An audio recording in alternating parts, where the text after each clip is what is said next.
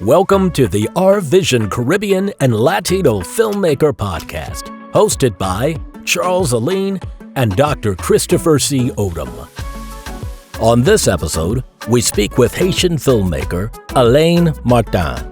Alain continues our series From Haiti to Hollywood as he offers up a gripping forbidden history lesson about the Caribbean diaspora. In Alain's award-winning documentary and extremely important cultural work, The Forgotten Occupation, Jim Crow Goes to Haiti, Alain explores the history of the United States occupation of Haiti from 1915 to 1934. This episode is sponsored by the Our Vision Caribbean and Latino Film Festival, which is dedicated to ensuring that Caribbean and Latino filmmakers have a voice that's heard and a wide audience to showcase their work. I want to welcome everyone to the show. This is All Vision Caribbean Latino podcast. Today we have a great filmmaker, Alain Martin. He's the award-winning filmmaker of the groundbreaking documentary, The Forgotten Occupation. So I'm going to introduce Alan, and he's going to talk a little bit about himself. Go ahead, Alan. Good morning, guys. And again, I'm very humbled and grateful that you had me on my show to come talk about the film. Again, my name is Alain Martin. I wrote and directed The Forgotten Occupation, Jim Crow Goes to Haiti, which is a personal examination of the United States occupation of Haiti from 1915 to 1934. I am from Haiti. I was born in Port-au-Prince, but I grew up in Jacmel, which is a town in the south of Haiti, just about 2 hours outside of Port-au-Prince. I moved here in 1993. I was about 13 years old. Went to college, studied filmmaking, and it took me that long, to actually get a film out, So here we are today. I mean, that's amazing. I love your determination to stick with it and complete something that you want to talk about. I mean, that shows me commitment, and the passion that you have for this particular topic is really great. So one of the first questions I want to ask you, what propelled you to want to do this? Yeah, so, I'll be completely honest with you, and I didn't learn much about Haitian history while living in Haiti, because I guess, I was kind of young. So when I moved to the United States, first time I got into history itself, was American history, a lot of sociology, a lot of stuff about World War II, the Holocaust, and of course, the Civil Rights Movement. And I remember accidentally discovering the Spike Lee movie, Malcolm X. And, at the time I spoke no English, but I was so captivated by it. I was just curious about who Malcolm X was. So my classroom had the book, the autobiography of Malcolm X. So I decided to pick it up and read it. And I still remember being blown away by the content, by the personal narrative. And from that point forward, I became fixated, I guess on the other side of American history, slavery, colonialism, the Jim Crow South and the terrible things they were doing. So when eventually I found out that at the height of the Jim Crow era, in 1915, which is the same year that Birth of a Nation was released, that same year, Americans went to Haiti and launched an occupation. I was kind of curious, right? Because again, I grew up in Haiti, I know Haiti. So I wanted to find out what will be the outcome of men, white men from a segregated society, right? Legally segregated, where lynching was legal. And you're gonna go into a country, all Black country, no one really speaks English. You don't understand the language. You don't understand the religion. And there's very little oversight, right? So what's going to happen? So the first piece of literature I picked up was James Weldon Johnson, self-determined in Haiti because Mr. Johnson had gone to Haiti to investigate the occupation. And his investigation is the first thing I read. And, it moved me, it shocked me. I was angry. And at the moment, I remember telling myself, these things that I'm feeling, I want a larger audience to feel it. This is a story that should be out. And I was taking a elective at the university, and my professor found out that, I was majoring in film, and now I'm learning about this U.S. occupation. She mentioned that I should make a movie on it. Listen, this was as far back as 2003, right? I tried. It was a false start. I failed, sort of put it aside, then went back to it really in 2011, and I haven't stopped. And this is, the film that you have today.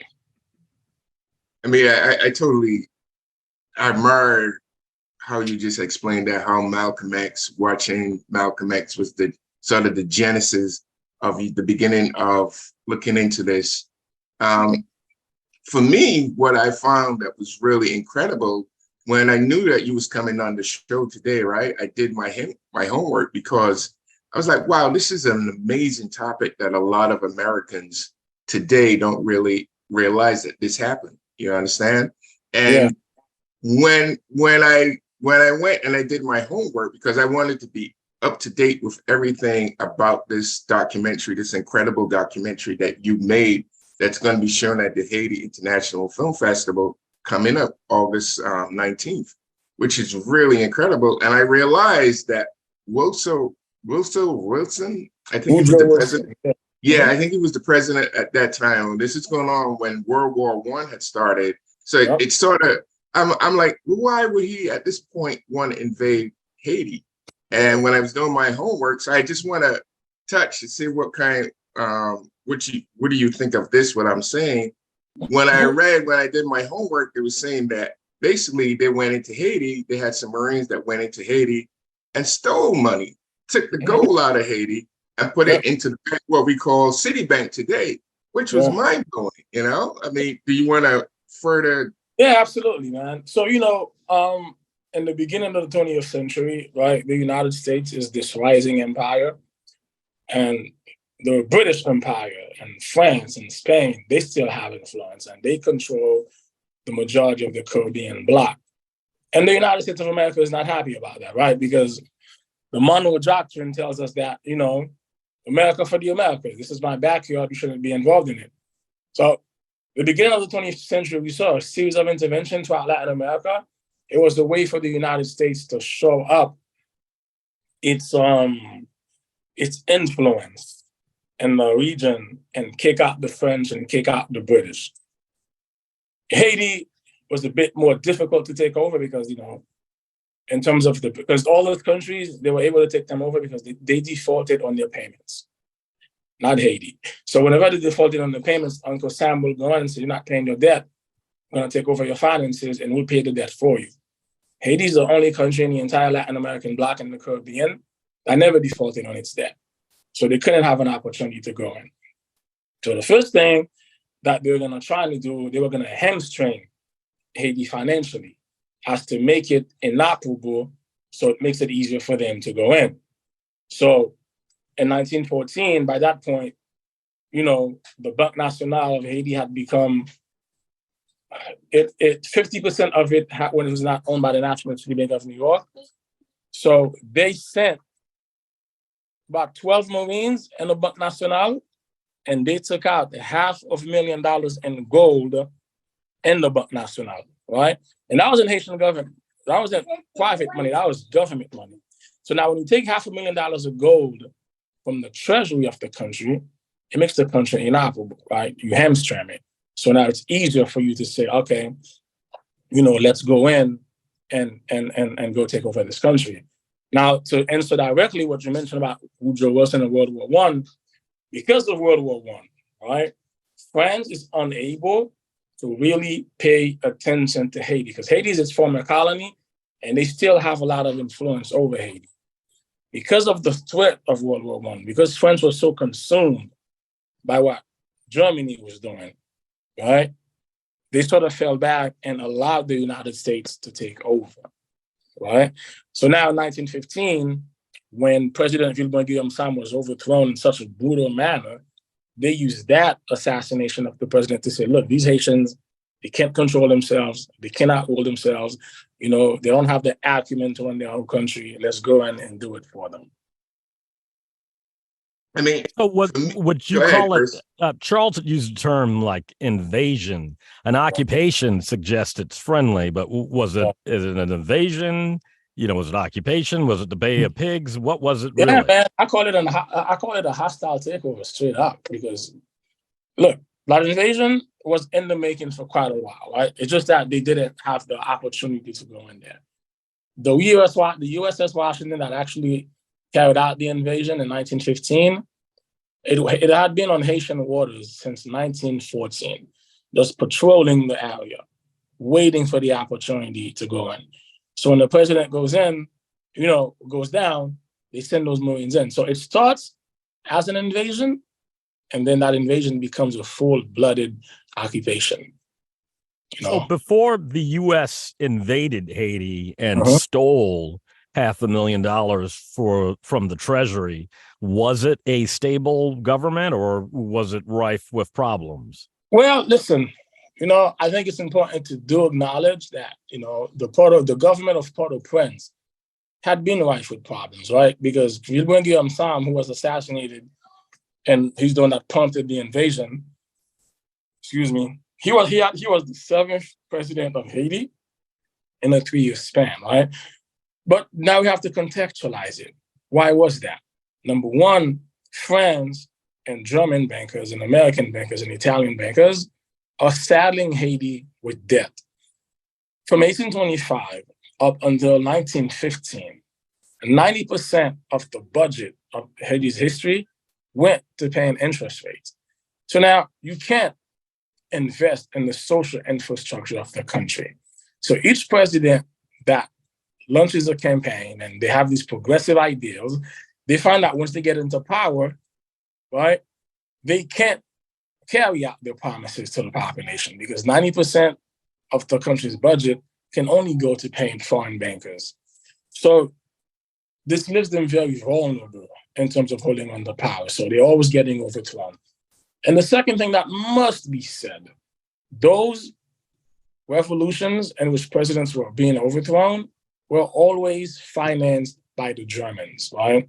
The Germans were always paying these revolutionaries to go up and stir up trouble and get the president out because keeping the country destabilized, right, kept them in power, it kept the bankers in power, right? Now, I also want to mention that Haiti, Port-au-Prince is not Haiti, right?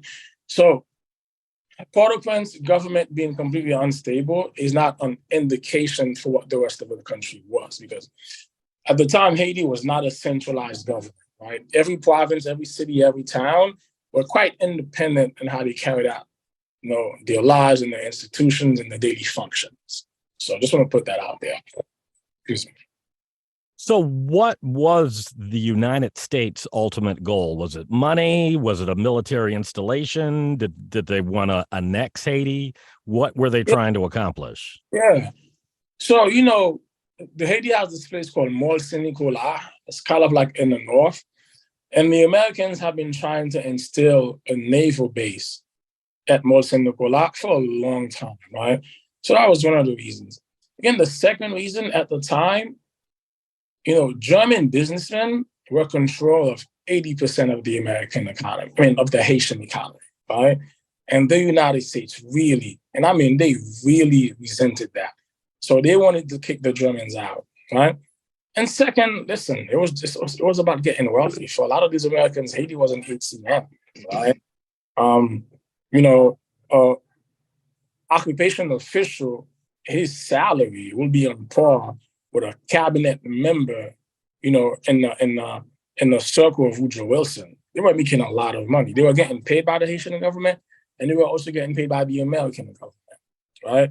So Professor Georges Delicien, who's in the documentary, mentions that, if a road was budgeted to be $1 million, By the time it was done, it ballooned to $4 million. That's because these Americans would invite their friends, the country, to come make money alongside them. You know? The Our Vision Caribbean and Latino Film Festival is the only combined Caribbean and Latino film festival that is Oscar qualifying for short films. What I would love to get back to really quick, and I think my audience should know this, our audience should know this.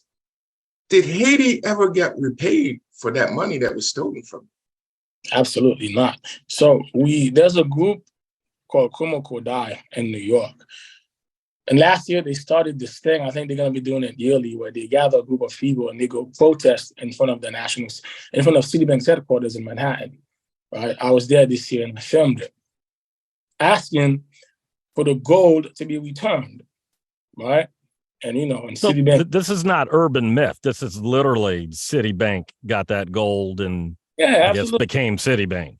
Yeah, the USS Macias went into the Banque Nationale, right? Took the gold, put it on their ship, right? Cruised back to New York and deposited in the coffers of 55 Wall Street, where Citibank was at the time, right? I mean, it was reported at the time by the New York Times, right? Yeah, so it's not an urban legend. It really did happen. So if we had to accumulate the interest on that gold today, what are we looking at? What's the price tag that's due Haiti? What's the payment that's due Haiti? Yeah, I mean, again, the organization I'm talking about, Kumo Kodai, they've looked it up, they've done the research. The estimates is between 2 trillion to 24 trillion. Oh my God. Yeah, in terms of what is done, right? So, and Citibank ended up having a complete monopoly over the finances of Haiti. From like 1922 to 1929, the only dollar allowed in circulation was the American dollar, right? So the French, the British, the Italians, they couldn't have any funds circulating in the country. I'm gonna pull out my debit card and cross out city and write Haiti Bank on it.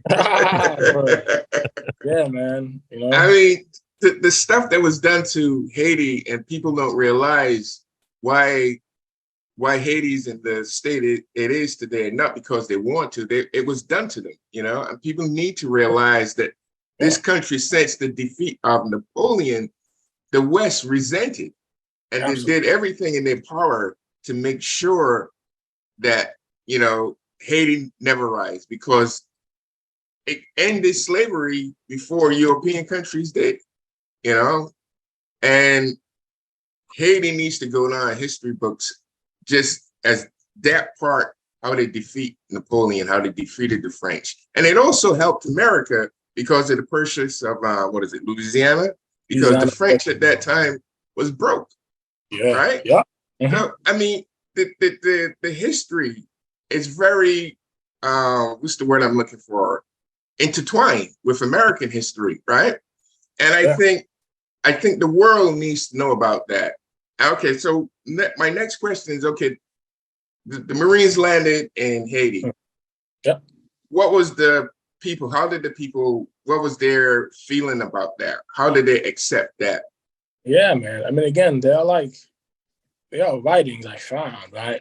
Particularly from Dr. Roger Gaillard, who did extensive work on the occupation. Listen, the people were in a state of shock, right? You got to remember, 1915, right? Haiti has been free for 113 years, right? And Haitians know that they are the only people in the world where slaves rose up and took a blow to that institution of slavery. So being a country of free Black men is, it's part of their national identity, right? It is what keeps them up in the morning. So to wake up suddenly, because the way it was announced, Sergeant W.T. Waller basically put a bunch of announcements on the walls of Port-au-Prince, letting them know we are no longer in charge of the country. The Americans are not in charge. Members of the Haitian government tried to organize elections. The man in charge of the country, Admiral Capleton, told them, "Nah, we're not going to have elections." Right? And when elections were actually organized on August 6th, which is today, my birthday, the man that they chose, was handpicked by the Americans, right? So when the National Congress had to vote on a president, there were two candidates. There was Wuzalfo Bobo, who was fiercely anti-American, and there was Trinidad Sugunaro, who made it known that he would work with the Americans. The Americans were in there in the National Palace, the National Assembly, with the guns drawn out, making sure every member votes for their man, right? Then after he was installed, the Haitian government was practically forced to sign a convention.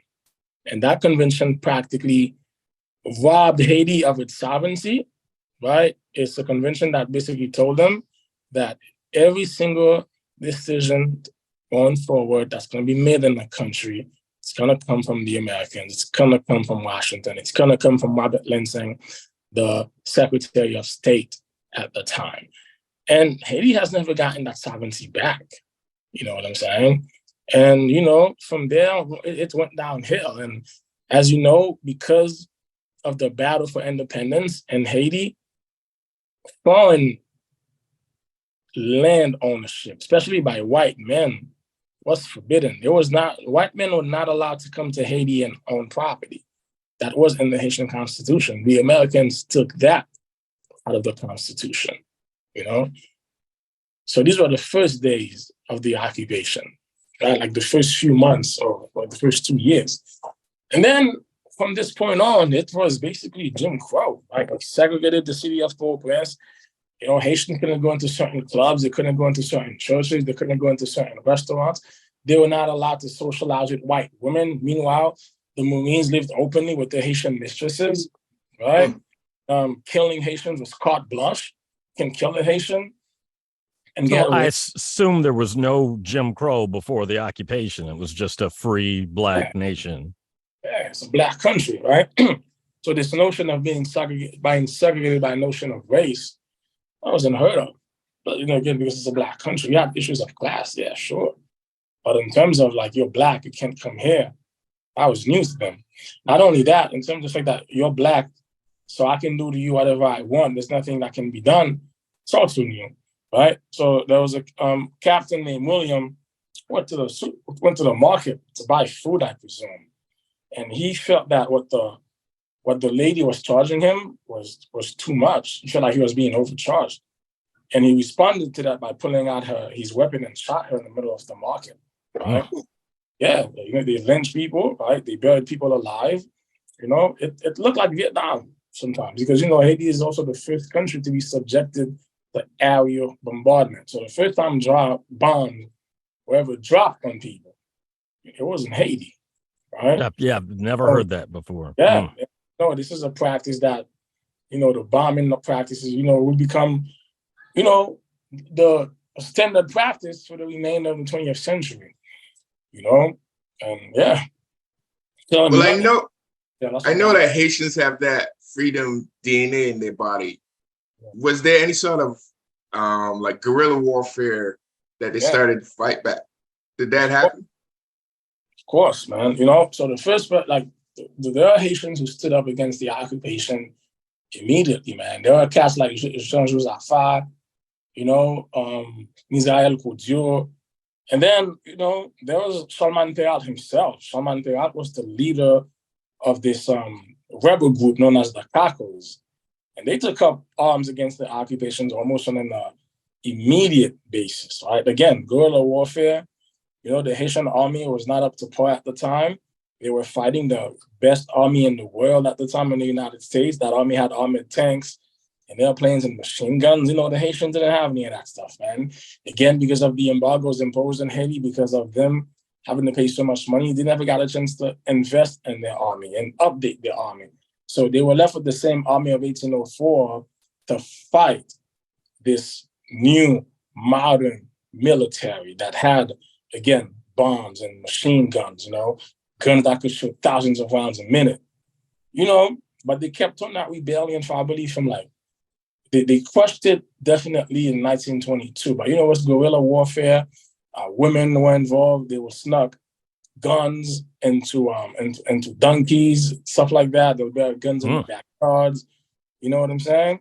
Yeah, man. So it was now what that did, in order to quell the rebellion again, because at the time Haiti didn't have any roads, right? Now people might think that's a feature of an undeveloped nation, but the thing is, those roads is what the absence of those roads is what kept the Haitians free from the government of Port-au-Prince. And the Americans realized that for them to quell the rebellion, they had to build roads throughout the country, because those roads will facilitate the movement of the military Humvees, right? Yeah, the troops and the supplies, yeah. But man, they didn't have enough money to build those roads, all right? Because again, America is elsewhere. The focus was on World War I. They're not spending that much money in Haiti. So what they did, they forced the Haitians to build those roads. It was known as the corvée, where thousands of Haitians, they'll be kidnapped from their houses, from their farms, churches. They will even kidnap people at funerals, right? To force them to build these roads that the military needed to maintain the powers of the occupation. So, yeah. So you've raised an important point about World War I. You know, I'm from the U.S. and World War I and II. I mean, we were just taught like we're the good guys, the heroes, D-Day. But it really sounds like in World War I, it was kind of like these shoplifting flash mobs where every country was just trying to do a smash and grab money and territory, and the U.S. is no different. Yeah. I mean, again, because of World War I, there was a perfect opportunity for the United States to expand its imperialist wings throughout the Latin American bloc and the Caribbean bloc, right? And it's called the Manifest Destiny. We're allowed to do whatever we want, whenever we want, you know, to protect U.S. sovereignty. Yeah. So yeah, just to piggyback off of that, as I was doing my research, there was this book called "War is a Racket," and one of the generals that was, fought in Haiti on the American side said what we did was made it pleasant for the boys from the bank to collect their money. You know, I mean, that said it all right there. And that's Smedley Butler, right? I mean, Smedley Butler was very instrumental in the U.S. occupation. I mean, he's a seminal figure, right? I mean, he built the Haitian army that will terrorize the country for the next 90 years. So, he repented, supposedly. He said that, he made good money for the boys of Citibank. And, but the truth is, the army that he left behind, even way after he died, was an army that continued to massacre the country, right?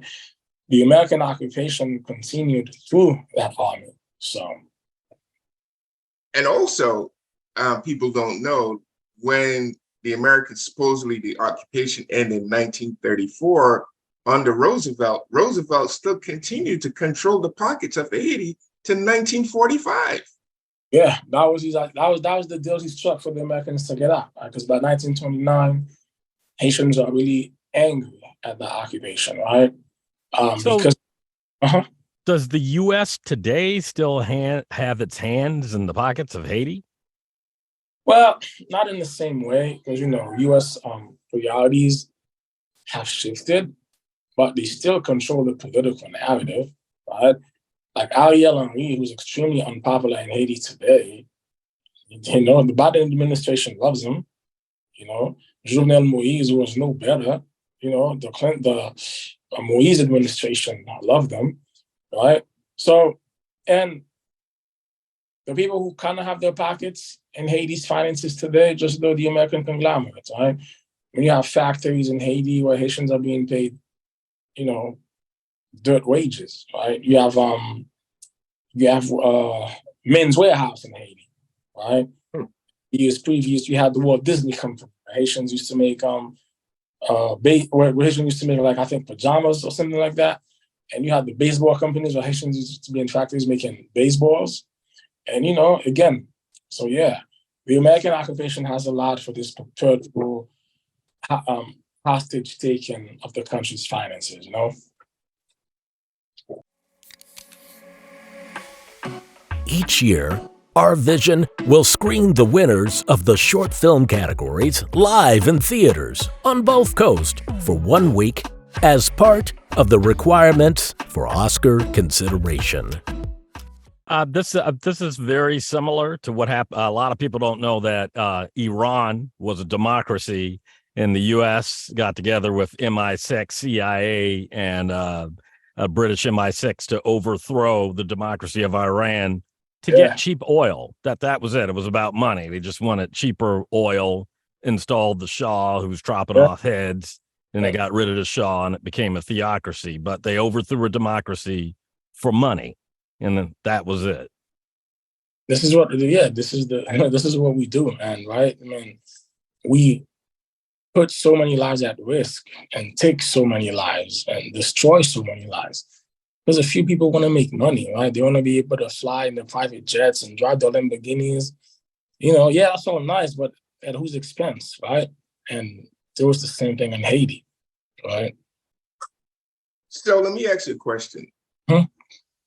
If you have to write the next chapter for Haiti, what would it look like through your eyes? Yeah, again, man, you know, people ask me that question all the time, and I tell people, man, listen, if Haiti really wants to move forward, it's gonna have to cut off this relationship or this political reliance on the United States of America, man. Listen, I'm an American, right? Been here for over 30 years now. You know, it's a country that the culture, I'm fully enmeshed in it. It's a country that I do love, but hey, man, country like Haiti, right? Or just like a country like Jamaica, you know, they got to cut themselves off from Great Britain, cut themselves off from the United States, because the United States does not have the interest of Haitians in mind, right? They only care about making profits, you know, for the shareholders of the corporations which are in Haiti. It doesn't matter to them that Haitians are starving. It doesn't matter to them that Haitians are dying. Hey, listen, look, Haiti right now is awash with guns, automatic weapons, bullets, you know, crazy ammunition. I can tell you, man, there ain't no factory in Haiti that makes guns. There are no factories in Haiti that make bullets. You know what I'm saying? So these guns are all coming from the United States. It's as if the United States has exported its mass shooting problems into Haiti, right? So if Haiti wants to breathe, it has to be brave, it has to be bold and say, Uncle Sam, we got it from here. We'll take it from here. We'll figure this out on our own. We can, man. I mean, I hope so, because I see what, is it Niger, which just kicked the French? They had a coup and they kicked the French out. And I think some of the countries that French is no longer the national language. So we, in a sense, we need Haiti to say, you know, America, all right, we can take it from here. You know, we have the brains, we have the capability to run our own self. You know, we have the manpower, we have the intelligence. We can create an economy, a country that works for us. Yeah. And I mean, with so many shareholders in there and so many people, do you think that could happen? I mean, so many people have their finger in the pie. And the thing is, everybody wants to be wealthy, and they're not going to release. You know, they're not just going to say, okay, we respect that. We're going to pack up and go home. How do you get them to release you? It's not going to happen without a fight, right? I mean, listen, Cuba did it. And I think the Haitians in Haiti also have to remember that they have a huge, you know, they have a huge ally, both in Black Americans here, who will do what needs to be done, come down to shove, to get the United States to back off a bit, to do the right thing. I mean, the African-American community came out in numbers for Jean-Pierre Activity, right? The African-American communities also came out in large numbers during the U.S. occupation, right? But they rallied behind James Weldon Johnson and said, hey, man, listen, this occupation needed to end, right? They hosted Haitians in Harlem to help them protest against the occupation. You know, and we have a huge Haitian diaspora here, man. Like, if we take to the streets, it's going to be noticed. So, yeah, you're right. It's not easy, man. And I'm not advocating for the taking up of arms. We won't win that battle anyway. But I'm saying, man, like, I don't know. At least over here, let's start boycotting some of these companies involved in Haiti. We have the numbers to do it. You know what I'm saying? Let me put this question to you. I don't know if the world right now is trying to play a game with Haiti where they're asking Kenya, I think, to send an army to help stabilize the country. I mean, what's your opinion on that? Yeah, I was very disappointed, man, because it seems like Kenya's auditioning, to be part of this block of empires, of imperialist nations. I don't know. I'm not sure what their thinking is. They're thinking maybe if we show the United States we're worth it, we can do this, we can get better terms. I mean, I'm sure there's plenty of literature that has broken it down. I haven't gotten to it yet. But listen, I'm supremely, supremely disappointed in Kenya, man. No, not Kenya, but the government of Kenya, that they will put themselves out to do the bidding of the West, To me, it's kind of disappointing also because I'm sure they have an alternative motive for getting Kenya into Haiti, which absolutely, because they want to say, well, it's a Black country, it's not a European country that's going into Haiti, it's a Black country now that's occupying Haiti, but they have a master that they need to answer to, And that kind of reminds me of the whole Frantz Fanon theory, right? Black masked white faces, right? You got to understand something. When they're in the U.S. occupation, one of the reasons why they wanted a Haitian president is so that that president could be the face of the people's anger. I mean, so it could be the face of the occupation itself. So when people are angry, you don't get angry at America. You get angry at the Black people in the country, right? And, during the U.S. occupation, people tried to overthrow Dr. Gunnar, right?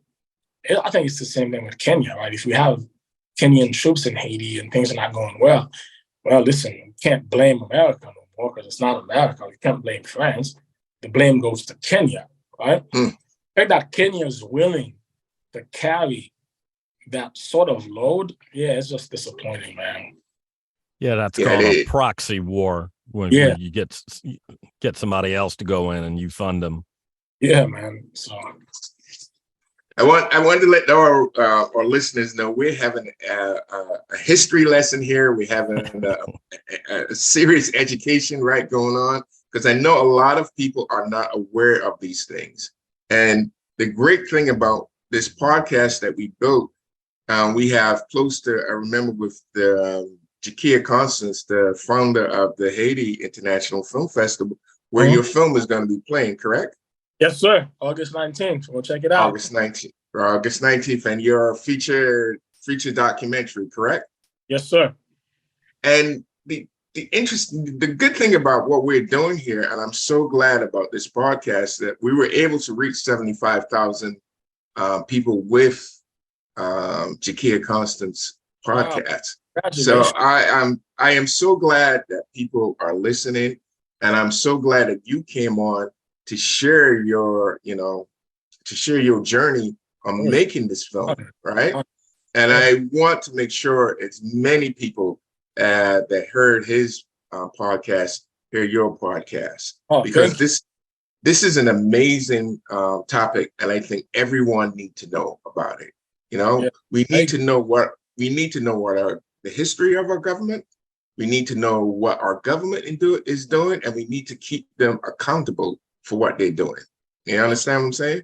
It cannot always be about greed, right?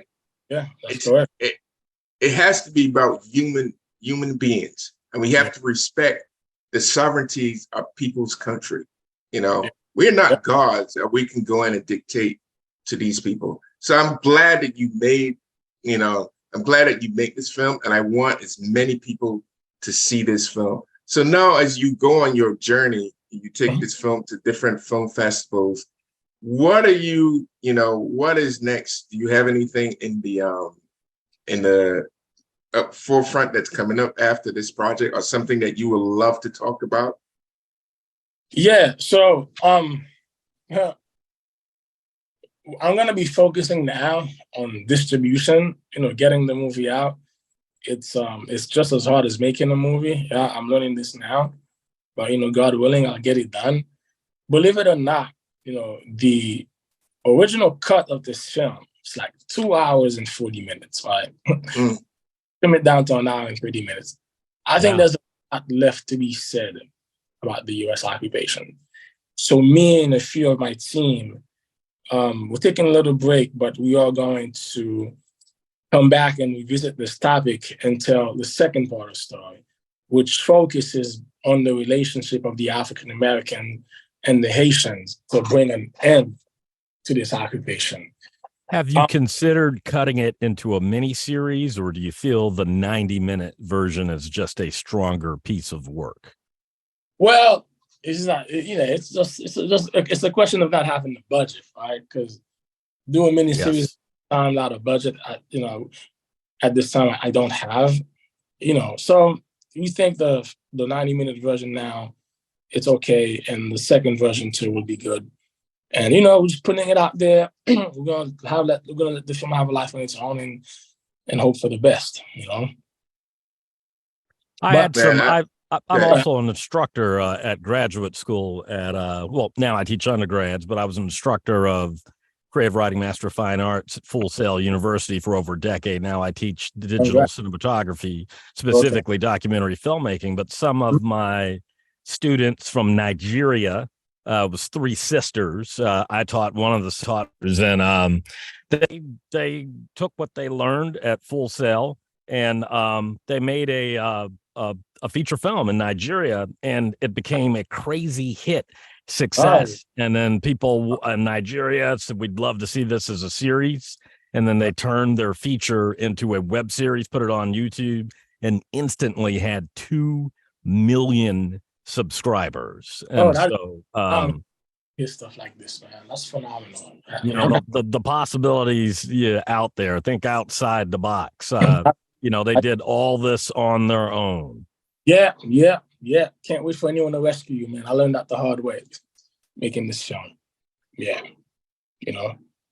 and I do have a scripted drama. It's a narrative that we're probably gonna start casting for in the next few months. So that's what I have in the pipeline. That is great. That's awesome. So I'm looking forward to you, because you are based in New York, correct? I live in New York, yeah.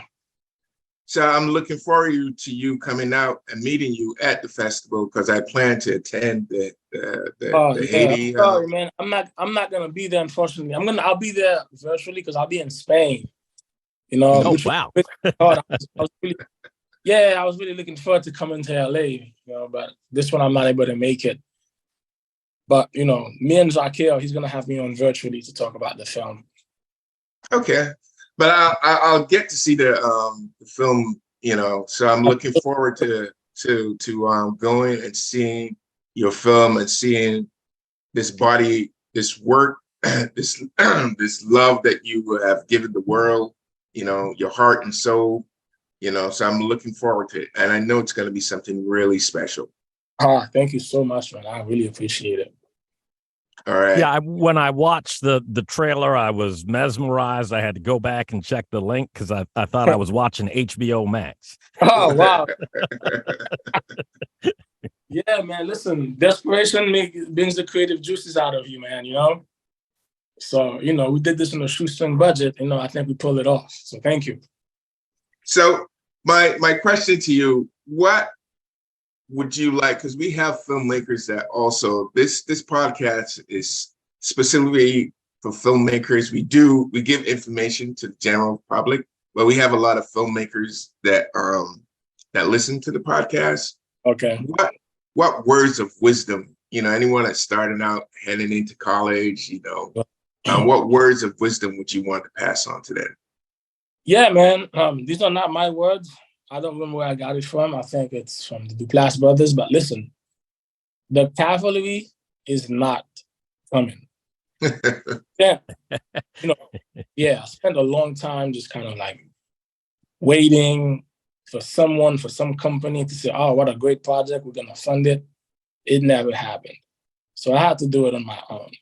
And second, I understand that, we need connections, you got a network, but I will tell you, man, in this life, the best person to ever know is yourself, right? No one's going to care about your project the way you care for your project. Don't wait for permission to start your project, man. Just get it going and the rest will come. I love the Go ahead, saying. Chris. I have a list of mantras that I need to turn into a book one time. And one of the favorites that my brother loves is the cavalry is not coming to save you. You're going to have to save yourself. That's it, man. Hard way. Yeah. I learned that the hard way. Yeah. Man, this been amazing. I want to thank you, Alain Martin. I hope I pronounced your name properly, because I want the world to know this man exists and the great film. He has a great documentary that everybody should know about. And want to thank you for coming on the show. And I know it's your birthday, so happy birthday, sir. Happy birthday. Thank you, man. I appreciate it. Again, just want to give people the name. The documentary is called The Forgotten Occupation. Jim Crow Goes to Haiti. And, you can follow us on our page and Instagram. It's Pameti Films, so PAMETI Films. Great. Okay, sir. Thank you for coming on and have the blessing birthday. Thank you, guys. Thank you so much. We'll be in touch soon. Yeah. Okay. Bye-bye. Bye-bye. Click the link in our profile now to submit your film to the next Our Vision Caribbean and Latino Film Festival to share your work, reach your audience, and turn your dreams into reality.